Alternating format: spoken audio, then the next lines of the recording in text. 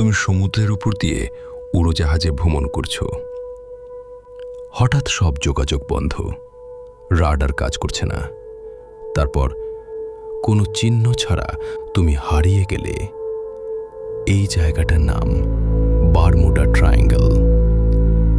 এটা উত্তর আটলান্টিক মহাসাগরের একটি রহস্যময় এলাকা, যেখানে বছরের পর বছর ধরে অনেক জাহাজ আর বিমান অদ্ভুতভাবে নিখোঁজ হয়েছে। সবচেয়ে ভয়ঙ্কর ব্যাপার হলো, অনেক সময় কোনো ধ্বংসাবশেষও পাওয়া যায় না। কেউ বলে এখানে অস্বাভাবিক চৌম্বক শক্তি আছে, যা কম্পাস আর যন্ত্রপাতি বিকল করে দেয়। কেউ বলে বিশাল সমুদ্রঘূর্ণি সবকিছু টেনে নেয়।